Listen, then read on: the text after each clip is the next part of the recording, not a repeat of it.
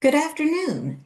My name is Brenda Suggett, and I'm the Executive Director of CARSP, which stands for the Canadian Association of Road Safety Professionals. And we have a very timely webinar topic today about alcohol impairment. And I am happy to be joined today by Dr. Malad Delavry, who I will give his introduction in just a minute. And he's going to be speaking about drinking and driving in Canada and the US, what the latest data tells us. But first, I just want to give a plug for CARSP, that we offer these monthly webinars free to our members, and it's a $50 fee for non-members. So if you could spread the word, that would be great. We have another whole year lined up next year, so keep coming back.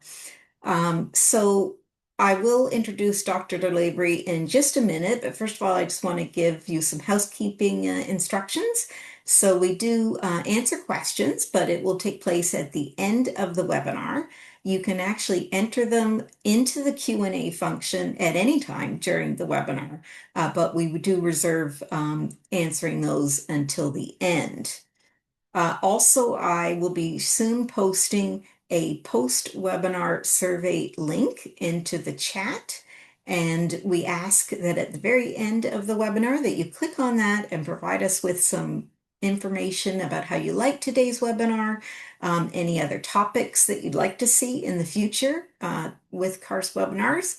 And as an added incentive, we give out a $25 gift card to a lucky person that we draw who does the webinar, who completes the actual webinar post survey. So at this time, I'd like to introduce Dr. Delavry. He is a research scientist at the Traffic Injury Research Foundation with over 8 years of experience in transportation engineering, road safety, public health, and mobility research. Malad holds a master's degree in transportation engineering and a PhD from the University of Quebec in Canada, with a focus on paramedics road safety. He has led international projects evaluating data-driven safety programs and policy interventions, and his work bridges engineering, statistics, public health, and behavioral science to advance evidence-based transportation safety solutions. So welcome, Dr. Lavely, and I'm going to pass it over to you.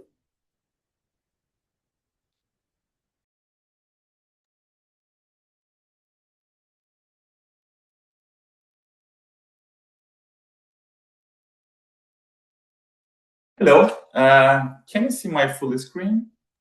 Yes. Perfect. Hello, everyone, and thanks, Brenda, for the introduction.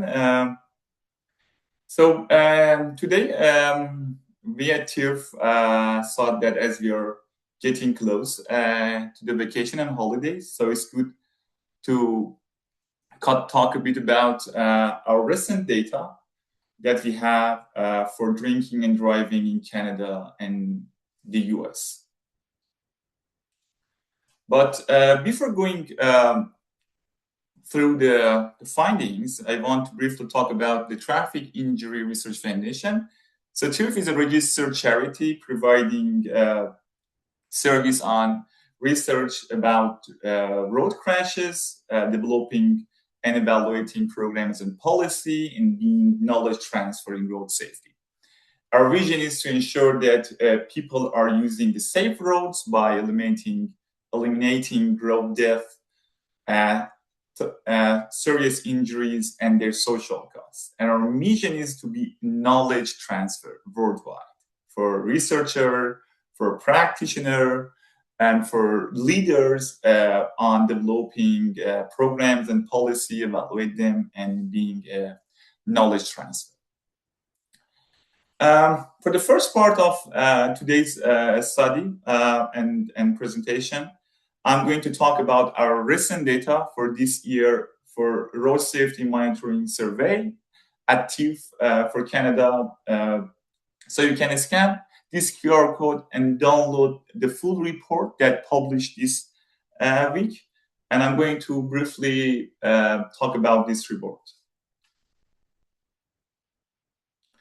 So overly, I'm going to talk about the prevalence of self-reported alcohol-involved driving behavior, evaluating the trend and whether we have any changes for drinking and driving from 2004 to 2025, and see what's the context behind drinking and driving, so contextual characteristics behind impaired driving in Canada, and see demographic predictors and variables that can predict this risky behavior in Canada. So what's the road safety monitoring? TIRF conduct this survey from 2000, and impaired driving always each year was one of the important pillar of this survey. We track Canadians' behavior, attitudes, and opinion about road safety, and thanks for our sponsors, Desjardins and Gear Canada, for supporting us. So through this study, and today I'm gonna talk specifically about the alcohol usage and self-reported alcohol impaired driving behavior, and also knowing whether our respondents perceive the riskiness and seriousness of this risky behavior. For this year sample size, we had 1,500 respondents. Briefly talk about the statistical analysis we did for this study. So descriptive analysis summarize the demographic characteristics behind our participants. So, and this study, for example, the age of our participants, the sex of our participants, and also showing trend and figures, and using piecewise linear model to evaluate and the trend and see whether we have any changes and whether we can link it to any events like the pandemic, and also logic regression model to evaluate and see which predictors can impact on driving over any amount of alcohol for the first model, and for the second, to know the variable or factors behind driving over the legal alcohol limit. And both of these models have a binary outcome of yes or no. So regarding the demographic of our respondents, the sex balance improved. So we can say around 50% of our respondents were male and 50% female. Also regarding the age distribution, we can see a good age distribution among different age categories. For example, from 25 to 69, we have a good representative, also a good representative for those under 25 based on their numbers and exposure, and also a few sample size percentage for those who are 80 or more. 81% of our respondents coming from urban area, and 19% coming from rural area. 21% coming from jurisdictions with a population fewer than 100K, and also 79 coming from jurisdictions with a population of 100K or more.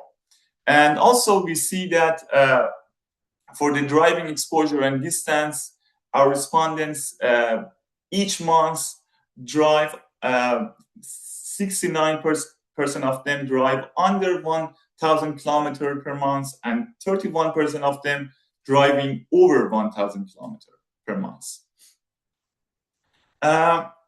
This figure is based on our fatality database that's showing the number of Canadians who died in road crashes because of drinking and driving. It's from 1996 to 2022. So we see, first of all, there is a substantial progress that has been achieved, and we should acknowledge that, from 1996 to 2021, from more than 1,000 deaths to a bit more than 500. However, we still have 521 Canadians killed in road crashes involving drinking and driving in 2022. And this is a marked increase of 14% when we compare it to 2021, which we had 457 Canadians died due to drinking and driving. And when we look at the result of the survey, we more or less can interpret why this happened. So this is the figure when we ask our respondents whether drinking and driving is a very or extremely serious problem for you. And we see that around 7 out of 10 respondents, so 72%, said that this is a concern for them. But this is lowest point in the last two decades, which is one of the core findings of my today's presentation. And I'm going to refer to that because it can help us to understand why the increasing in impaired driving is happening. So when we are looking at this number, we see this is even 4.4% less when we compare it to 2024. And when we look through the other perspective, we are seeing that 3 out of 10 respondents do not see drinking and driving a major issue. And what happened? So this happened when they asked them whether you drive within 2 hours after consuming any amount of alcohol in the past 30 days. We see in 2025, this year, more than 1 in 6 respondents said that they drive after consuming any amount of alcohol, which it had an increase comparing to the last year that we had only around 11%. So, and when we look at the model, the piecewise linear model, we see that through 2004 to 2025, we see from 2005 to 2009, we had a significant increasing trend, which we can see here with red line. And after that, we see 2 consecutive decreasing trends, significant decreasing trend from 2011 to 2015 and 2017 to 2024. But what we are seeing here is a concern. It's a concern about coming back to the level before pandemic by seeing around 15% for this self-reported. And when we ask the respondents about driving within 2 hours when they thought they were over the legal limit within the past year, we see 1 in 10 respondents reported they believe that they were over legal limit within the past year. And this is concerning of re-emergence of upward trend that occurred between 2015 to 2022. And specifically when we compare the percentage for this year to the last 2 years, we see almost double, more than 9% this year comparing to around 5.8 or 9%, 5.9% in 2023 and 2024.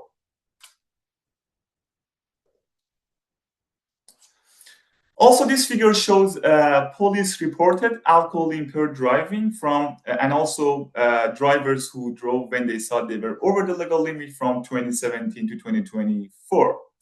What is here a key point here I want to mention? So first of all, these data were used to explore year-by-year change over time.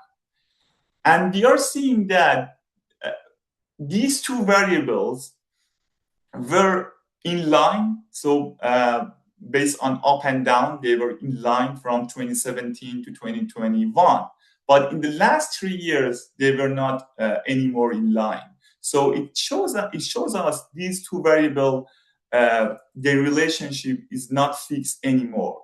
And the police reports, although it's a useful indicator of prevalence, but it cannot be assumed to track the self-report in all the study periods.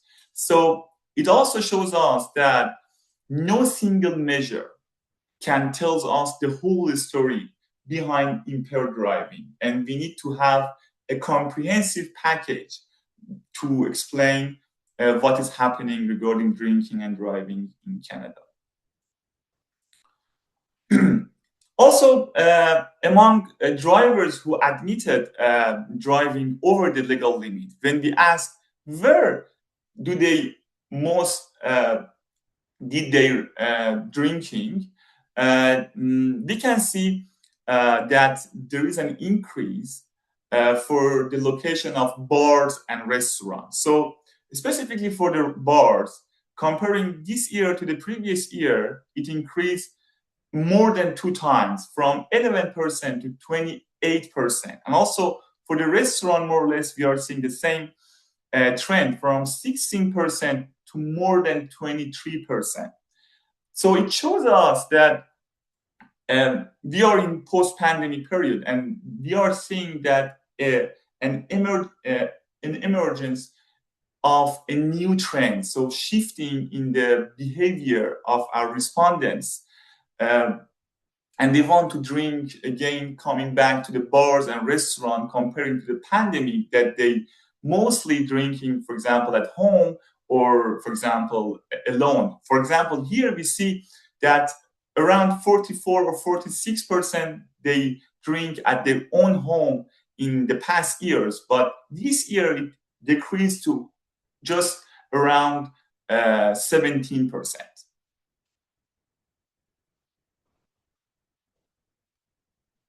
And when we ask them with whom drivers do most of their drinking, again, we are seeing a social pattern in here that is happening after pandemic. And people again coming back drinking with their close friends. For example, the percentage when we compare to the last year drinking with close friend increased from 27% to 40%. So almost 2 in 5 people who reported they were over the legal limit for drinking, they drank with close friends. So this is the influence of peers on this risky behavior. And on the other hand, when we look at drinking alone, we are seeing that it dropped significantly from around 43% last year to just a bit more than 26% for this year.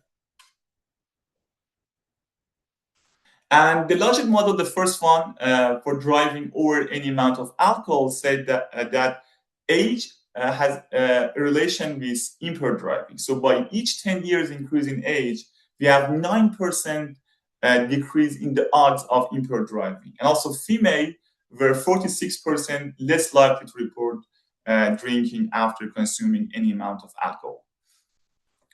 And more or less, we are seeing the same pattern for the model about driving over the legal alcohol limits.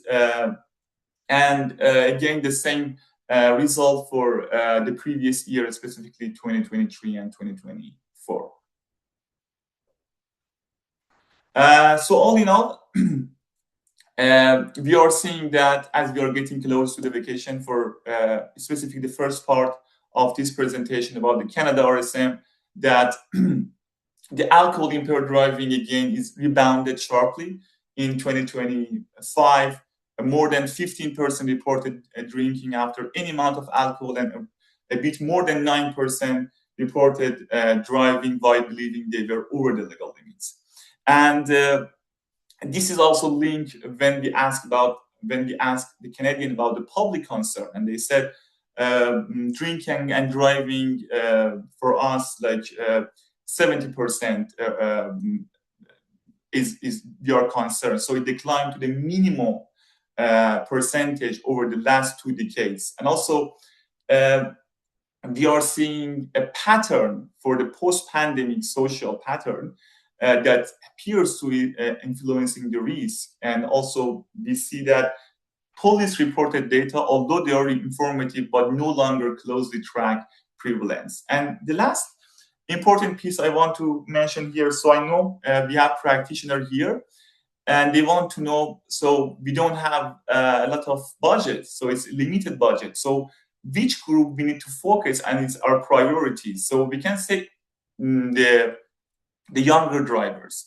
As age increase, we notice that the odds of impaired driving decrease. So we can focus and start these younger drivers. And I want to link this result to our ESRA 3 survey. So It was a joint initiative survey and TIRF lead for young and aging drivers report. And you can scan again this QR code to download the detailed report.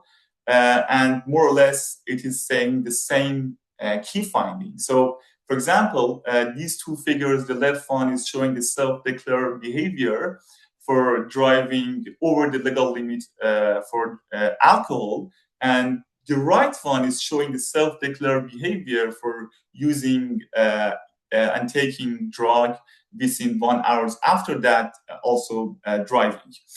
So these two figures we are seeing in different continents, for example, 22 countries in Europe, 8 countries in America, and 6 countries in Asia, Oceania. And more or less in all of these countries that all of them participate in the third edition of the EDRA, we are seeing as the age increasing, the percentage of self-reported drinking and driving or impaired is decreasing. However, in America, in 8 countries in America, we see also the adult drivers, still they have a higher percentage of self-reported of this risky behavior. And then we ask our participants, how acceptable do you think others are seeing drinking and driving?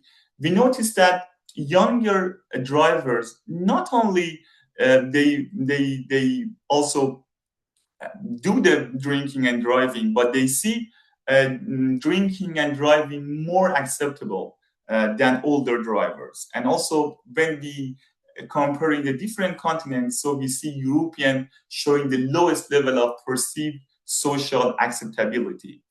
And when we ask the respondents, how acceptable do you personally think?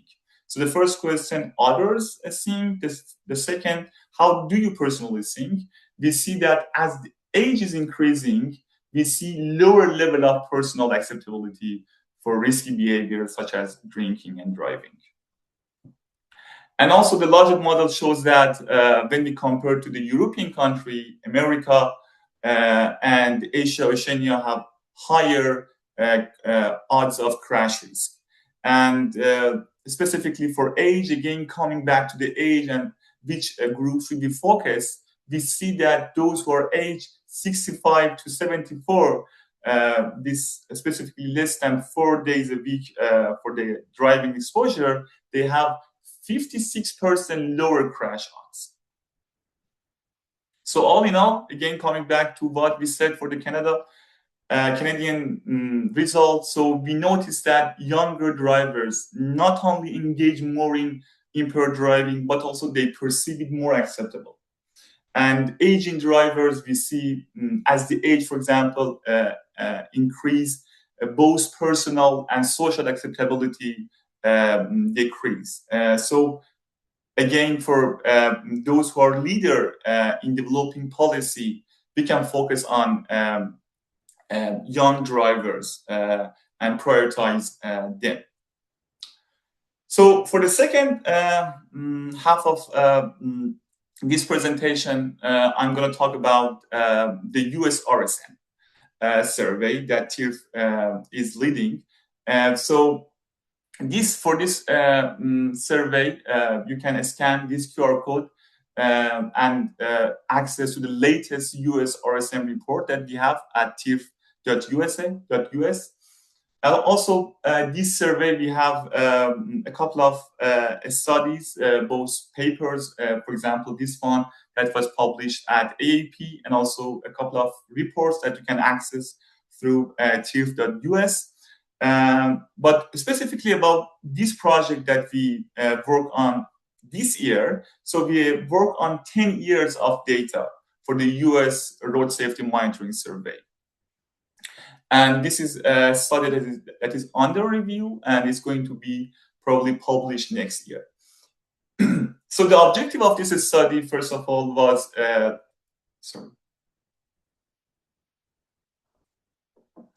trend analysis, so a longitudinal trend analysis over 10 years of data for evaluating self-reported alcohol-involved drinking and driving, and also the injury outcomes from impaired driving.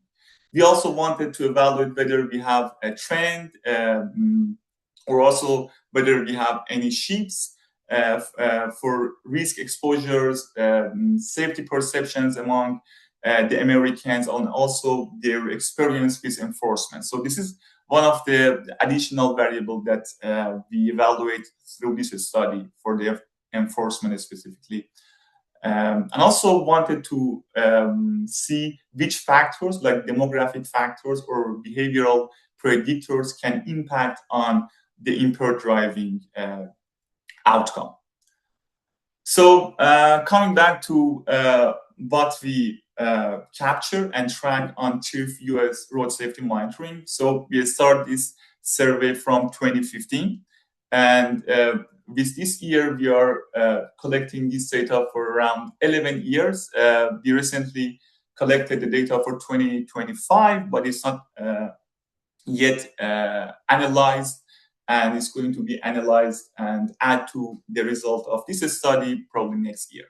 So based on these 10 years, for today, I'm going to talk about this survey that captured the self-reported data on alcohol and drug usage, and also the experience of involving in collision for the US respondents and enforcement that happened to them, for example, the number of tickets they get, and also their perceptions for the road safety, and also why they did involve in risky behavior. The annual sample size for this survey per year, it ranged from 1,500 to 5,000. So all in all, in total, this specific is a study that we want to evaluate the longitudinal and the history of all of this data. We worked on 19,000 respondents. Also, we benefit the data from FARS, Fatality Analysis Reporting System, from 2009 to 2022. So we capture the total traffic fatalities and alcohol impaired driving death. More or less, like the previous study, we use the same techniques for the statistical analysis, descriptive analysis, to summarize the demographic of participants and also show the trend and see whether we have any like gradual or abrupt change over time and whether we can link it to any events.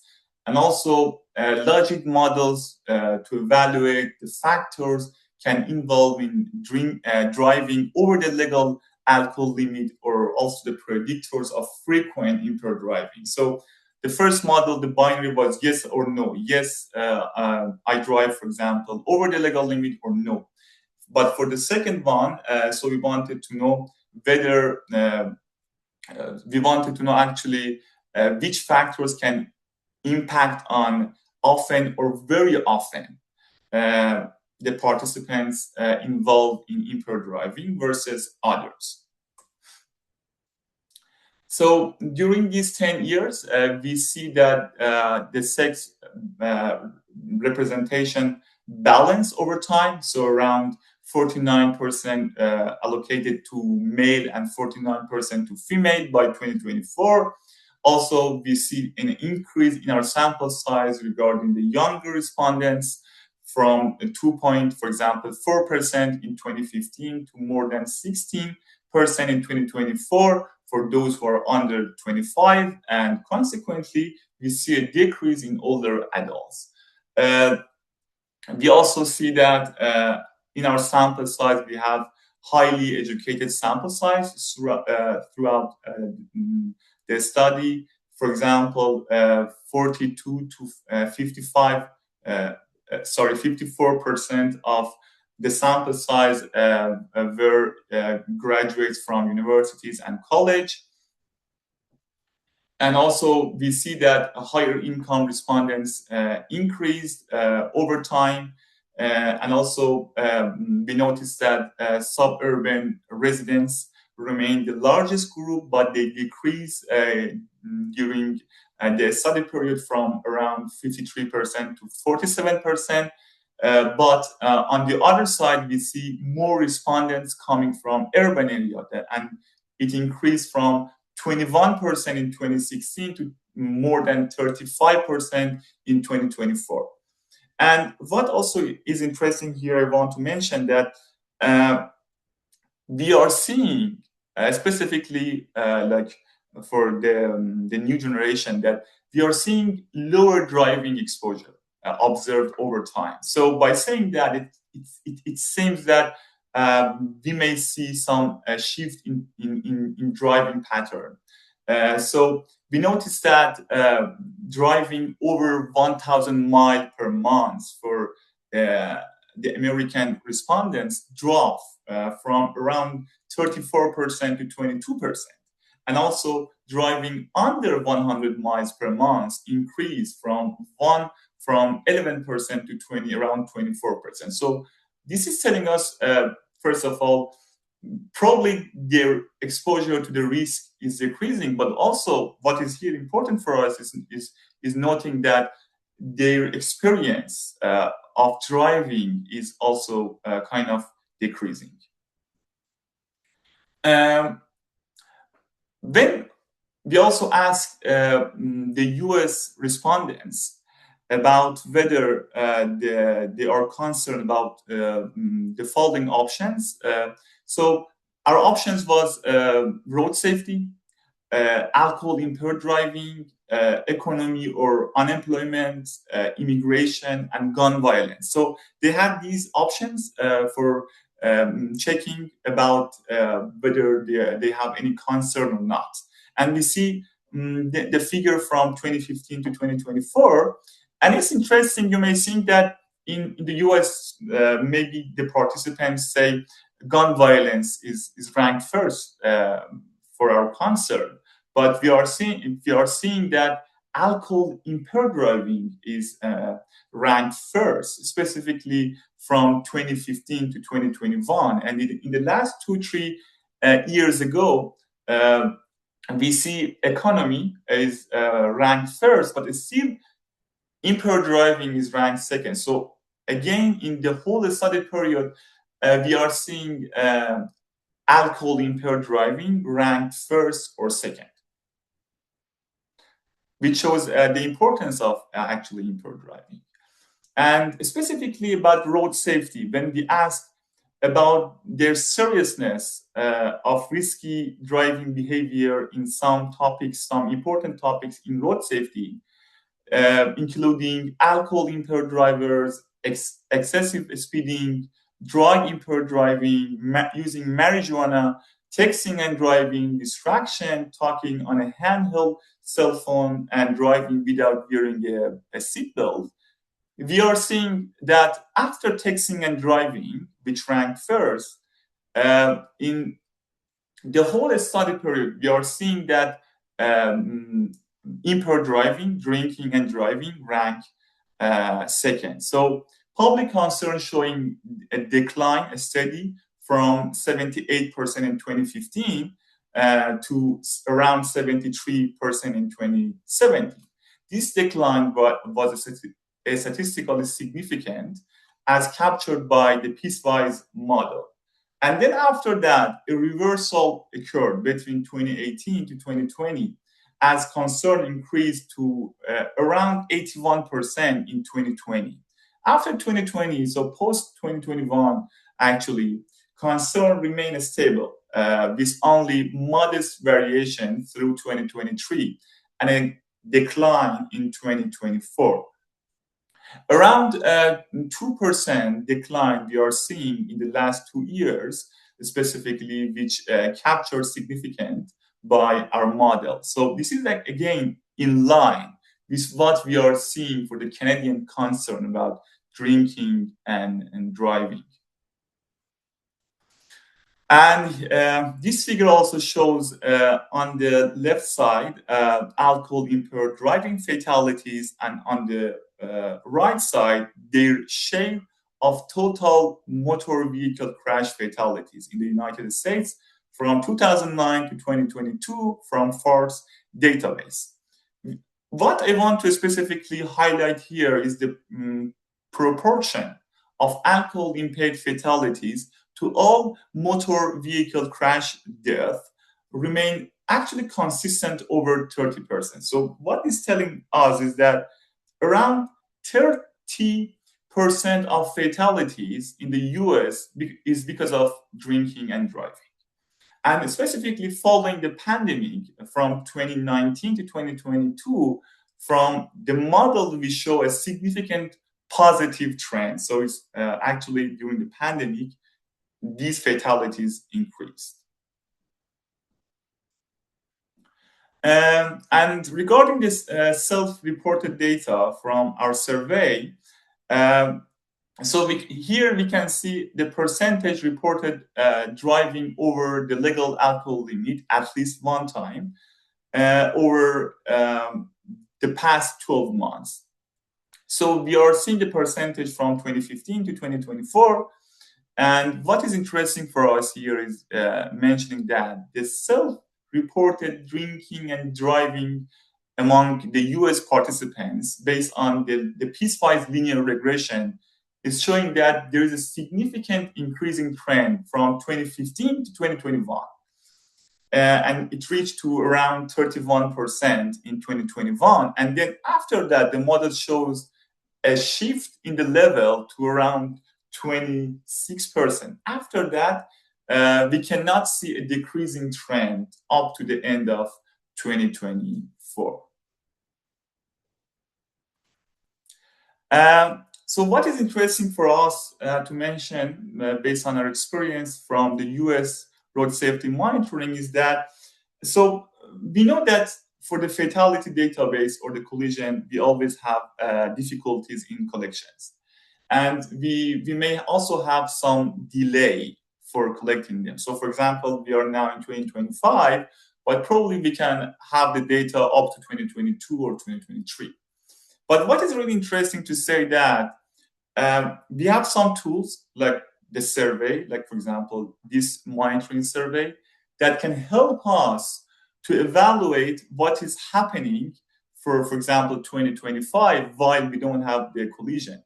So we see in this study that the Pearson correlation between self-reported alcohol-impaired driving and also alcohol-related fatalities, we see a really strong correlation by 0.8. So this is also telling us that they are telling the same thing by increasing the self-reported. So probably we are seeing an increase in alcohol-related fatalities.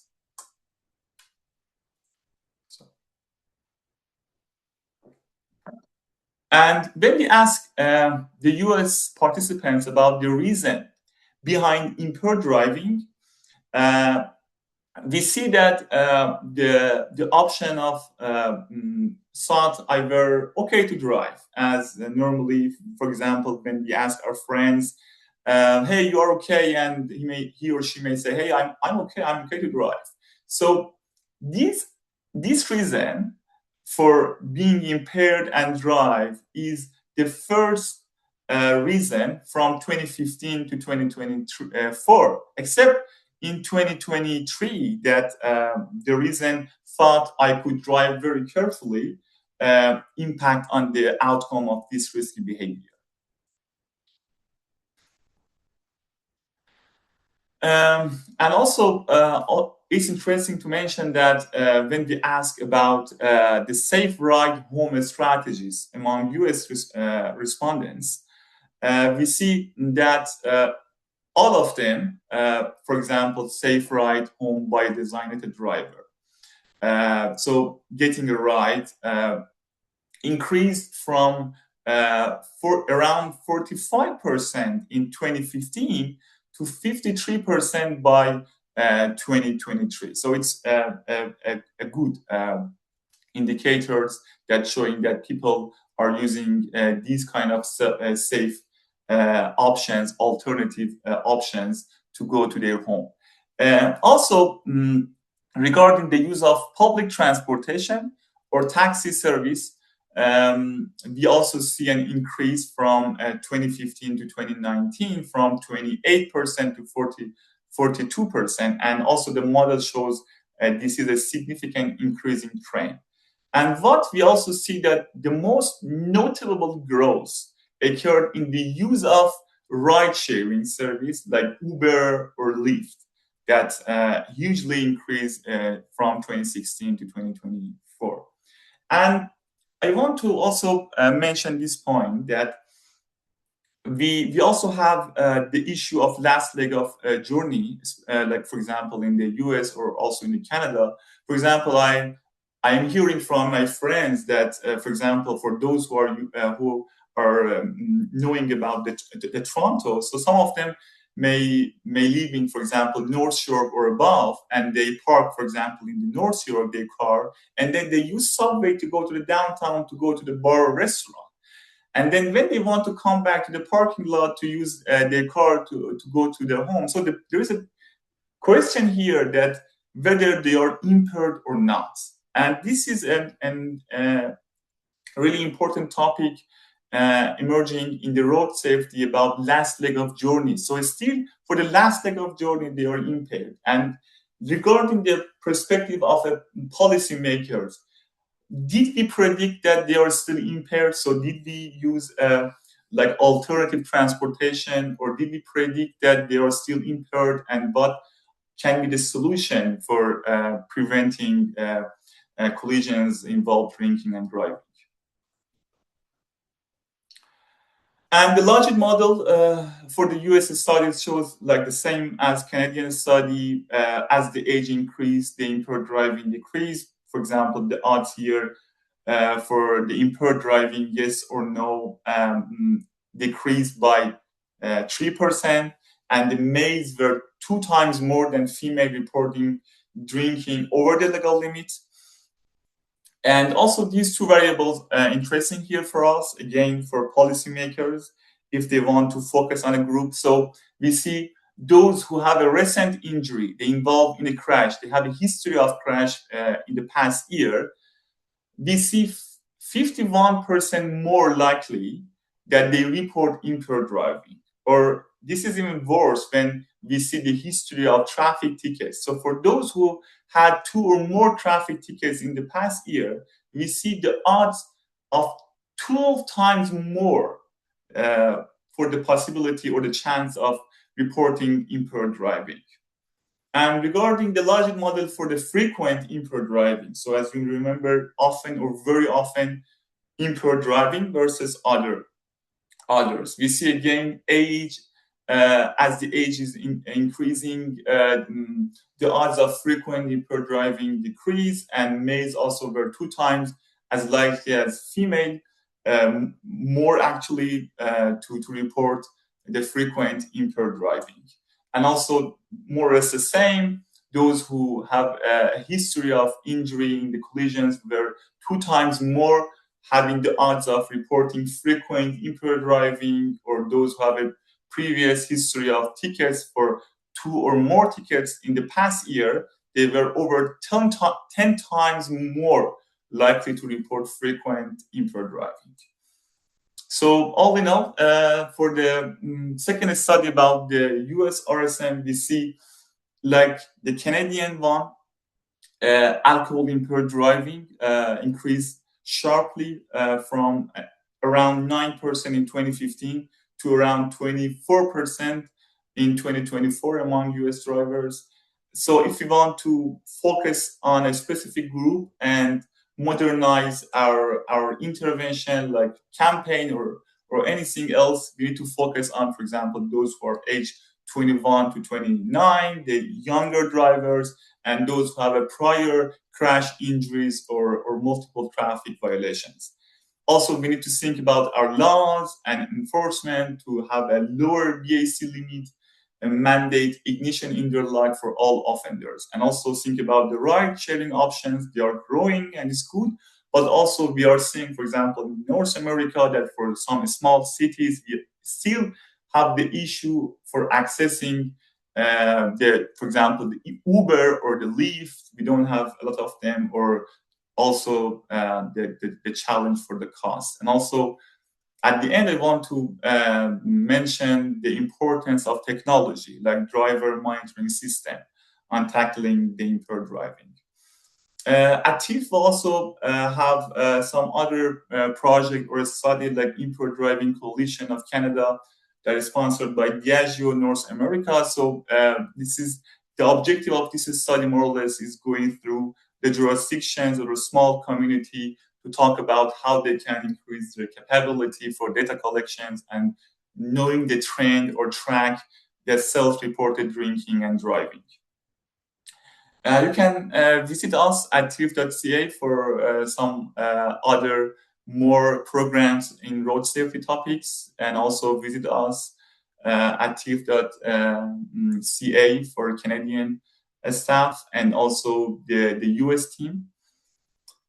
And also we are a charity organization, so you can donate us. And thank you so much. If you have any offline questions, so you can reach out to me by my email or through my LinkedIn, and I would be more than happy to help you for your questions. Okay, thank you so much, Milad. That was an excellent presentation, and I just want to invite people to start to post their questions. So I do have one already. So the first one is, how much of the variation is due to the larger sample of young drivers? I don't know. This is specifically about the US study or the Canada study, but so I specifically assume it's for the Canadian one. So I want to mention that. So we are seeing a good distribution and representative among different age categories, and specifically regarding the younger drivers, we even see that based on the number of younger drivers, we have even lower percentage in our survey. So for this specific question, I want to say that we have even lower percentage among younger drivers compared to others like adult or age drivers. Okay, great. Yeah, so keep the questions coming in. In the meantime, I had a couple of questions myself. So you showed the different trends to do with your US Road Safety Monitor. How confident are you that those same trends are very similar in Canada? Would you expect the same? I know you have seen some of them with the young population, for instance, but yeah, just the comparability, I guess, between US and Canada. So, like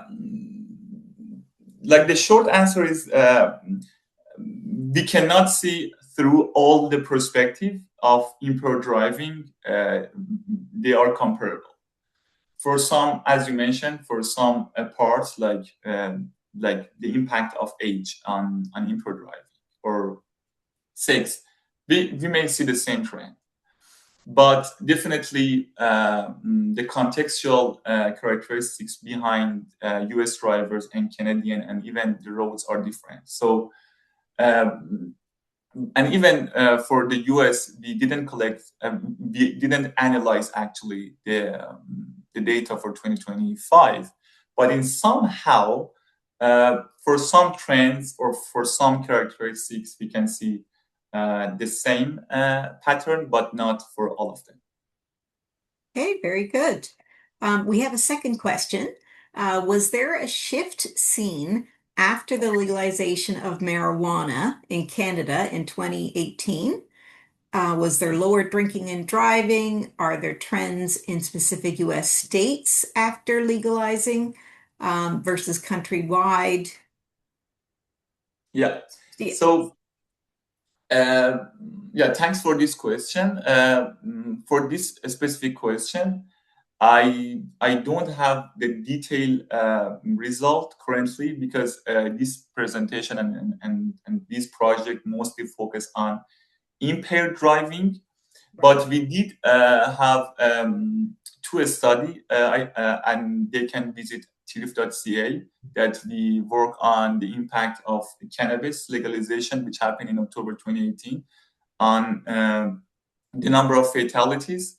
But regarding whether, like, so probably the person who's asked is thinking the impact of cannabis legalization and how it impact on the numbers in the impaired driving, specifically alcohol and drinking. So as Yeah. for these specific questions, we didn't work on that, and I don't have a specific detail to see whether we have shifts. So, for example, lower people who are using cannabis, but they shift to drinking and driving. So, for that one, I don't have a specific detail on that. But for specifically using cannabis and the impact on traffic fatalities, they can visit TÜV.ca for the recent reports that we published on that. Okay, great. Thank you. I have a third question here. So, is the monitor data collected? Is it through landlines, cell phones, or is it online? Yeah. So it's online.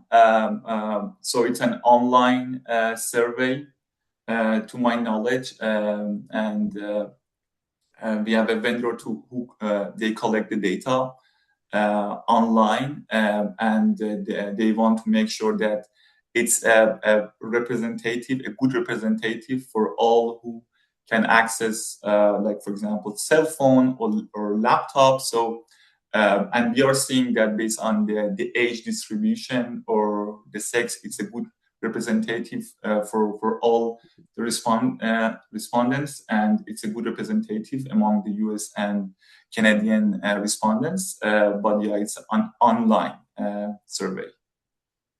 Okay, great. Thank you. So we have another question here.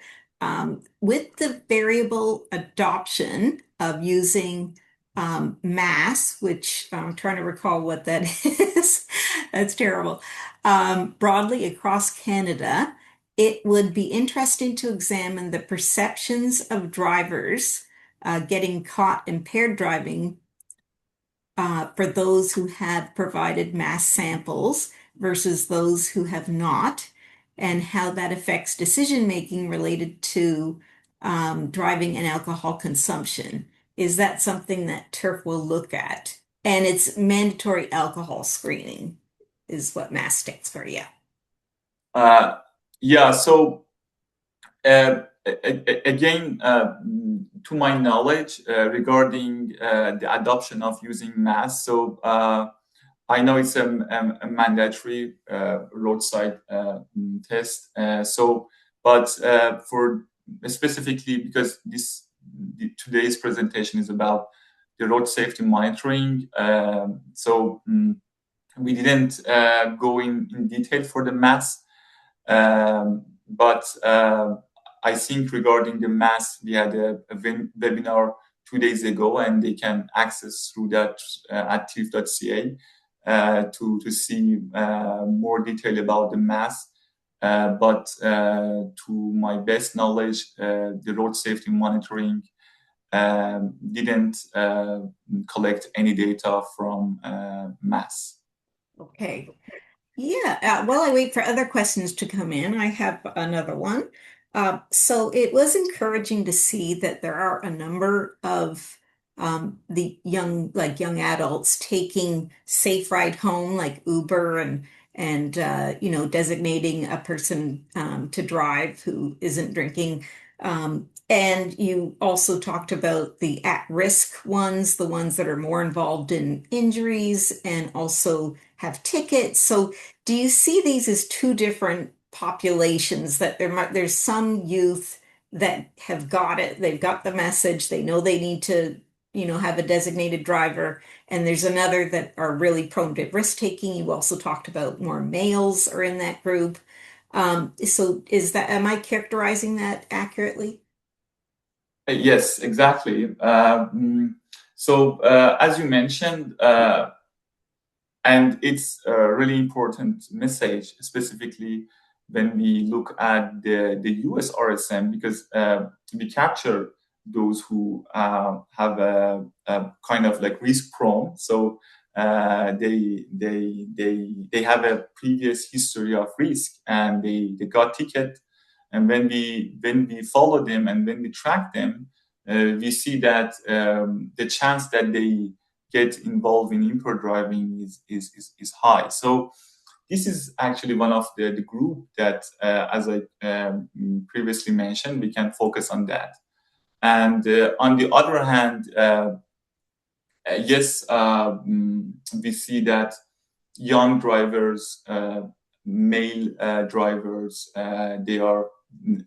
we see higher odds of involving in impaired driving, and they can be another group that we can focus on when we are prioritizing our campaign or any policy or interventions. Okay, perfect. And I remember you saying as well, while we're waiting for other questions to come in, that they're more often going out to bars and restaurants. And I'm just curious um, if that too is somehow linked, if they're, I don't know if sports might have something and the amount of like advertising of alcohol with sports. I don't know if that has a bit of an impact, or I was just curious about that link too. Well, there might be the possibility of that impact. Like Okay. we see this year, Blue Jays. So Yeah. they go at bars and restaurants. Um, but again, like we didn't capture the impact of sports, or for Right. example, like economy or this kind of variable on how it impact. But what is important for us, and we want to highlight that, is like we are post-pandemic, and we see again a pattern in social gathering with our close friends, going to the bar, going to the restaurant, drinking with our close friends. And the Okay. message here, it can be the impact of the peers, the influence of peers, the friends, close friends is huge. Yes. So we need to talk about it. The friends need to talk about it. They need to bring uh, uh, the topic of impaired driving on the table to think about it. And yeah, I think it's good to talk about it. Very good. Okay. And I have a question that's been put into the chat here. So, have you ever considered promoting positive advertisement, encouraging social interactions followed by responsible behavior after alcohol consumption? I'm wondering whether this approach would yield more positive results. So, um, I think just showing youth having social interactions and then showing positive alcohol consumption linked to that. But it just kind of gets back to what you said a minute ago about our peers and about getting together, and we need to be responsible in those kind of settings. So that makes a lot of sense. Exactly, and specifically designing our campaign, our advertising, or our education for the youth. And at TIFF, I know we have a weblog for the youth and the road safety. And for example, recently we published a study about the distraction and the use. So we are working on that, and we know that we need to uh, contextualize our messaging exactly based on the new generation of like young drivers, uh, to see what they are thinking, which factors are impacting them, and how we can provide the best fitted solution for them, or best campaign fitted to them to prevent collision. Okay, and just quickly, we have two other questions. Hopefully, we can get through them. Has there ever been considered promoting? Oh, sorry, that is the one I just read. Okay, so the next one is, have you ever assessed built environment and availability of pedestrian and bicycle infrastructure as an alternative, affordable option to vehicle driving? So, and how that's linked, I guess, to, yeah, drinking and driving. Yeah, yeah. I'm thinking probably um, we are like the person who is asking is referring to urban planning and infrastructure and how designing our roads are can help on improved driving, if I correctly understand. So based on what I have, to the best of my knowledge, this survey is not going to detail about the infrastructure and urban planning, but definitely urban planning and infrastructure, the accessibility uh, mm, is impacting on improved driving, and we have a literature on that. We can work on that in future, I don't have a specific detail on of that for the road safety monitoring survey. Mm, but yeah, we can work on that in future. Okay, well, that brings us to the end of the webinar, and I just want to remind everybody that the link for the post-webinar survey is in the chat, so please take a minute to complete that. And it helps give Dr. Delavery some feedback. And once again, I just want to thank you so much for joining us. I really appreciate it. Again, very timely topic with us on the holidays. So thank you again, and I wish everybody a Merry Christmas and a Happy New Year.